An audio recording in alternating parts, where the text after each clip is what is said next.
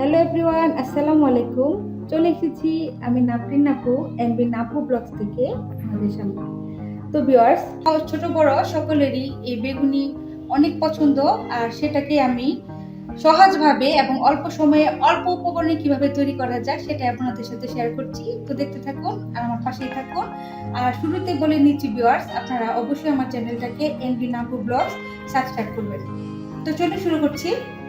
তো বেগুনিটা তৈরি করার জন্য আমি পরিমাণ মতো এখানে বেসন নিয়ে নিচ্ছি।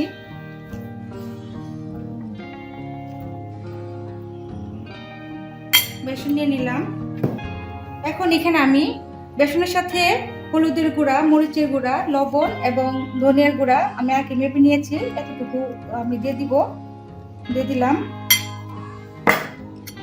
এখন সবগুলো একটু মিশিয়ে নিব।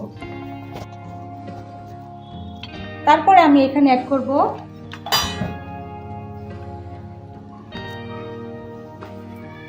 পেঁয়াজ বাটা,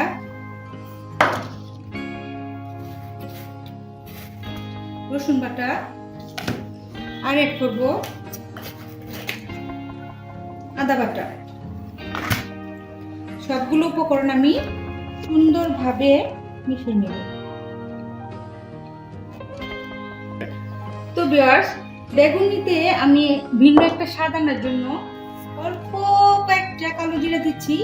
এই ফ্লেভারটা আমার খুবই ভালো লাগে। আপনারা এভাবে বানিয়ে খেয়ে দেখবেন, খুবই খুবই টেস্টি হয়।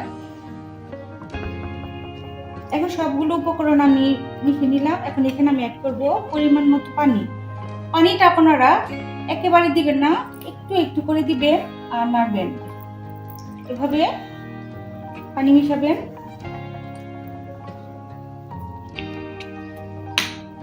তো ভিউয়ার্স, দেখতে পাচ্ছেন আমি বেগুনের জন্য একটা ব্যাটার তৈরি করছি। এখানে আমি অল্প একটু পানি দিয়ে সবগুলো শুকনো উপকরণ ভালোভাবে মিশিয়ে নিচ্ছি। এখানে পানির পরিমাণটা আমি বলছি না, আপনারা আপনাদের প্রয়োজন অনুযায়ী পানিটা নিয়ে নেবেন।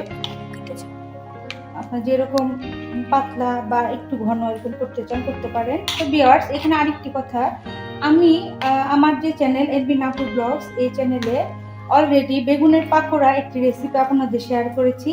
তো আপনারা অনেকে দেখেছেন, অনেকে কমেন্টস করে বলেছেন যে অনেক ভালো লেগেছে। তো আজকে আমি আপনাদের সামনে বেগুনি রেসিপিটা শেয়ার করছি। তো আমার এই ভিডিওটা যদি আপনাদের ভালো লেগে থাকে তাহলে অবশ্যই লাইক দিবেন এবং শেয়ার করবেন। তো ভিউয়ার্স, দেখতে পাচ্ছেন আমার বেগুনের জন্য একটা পারফেক্ট ব্যাটার তৈরি হয়ে গেছে।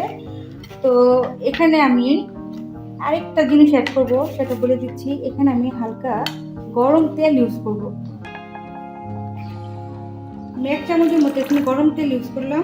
এ কারণে যে যখন আমরা বেগুনিটা ভাজবো তখন বেগুনিটা অনেক ক্রিস্পি হবে, সেজন্য। এবং আমি এই ব্যাটারটাকে 5 মিনিট রেস্টে রাখবো। তো ভিউয়ার্স, চলে এসেছি 5 মিনিট পরে। এখন বেগুনের জন্য যে ব্যাটারটা রেখেছিলাম রেস্টে, সেটাকে আমি আবার একটু নেড়ে নিচ্ছি। এখন এই ব্যাটারে বেগুনগুলো দিয়ে আমি বেগুনিগুলো সুন্দর করে লাল লাল করে ভেজে নেব। তেলটা গরম হয়ে গেছে। এখন আমি এই তেলে বেগুনগুলোকে দিয়ে দিচ্ছি।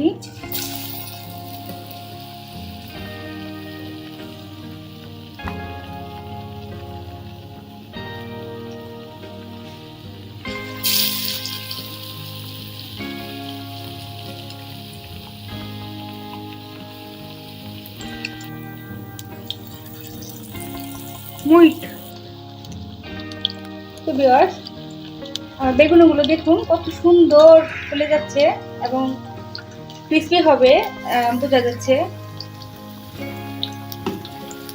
তো এইভাবে আস্তে করে মানে সুন্দরভাবে বেগুনগুলো দিয়ে দিচ্ছি। একটু সময় নিয়ে ভাজবেন আপনারা। যত সময় নিয়ে ভাজবেন তত সুন্দরভাবে বেগুনগুলো ফুলবে।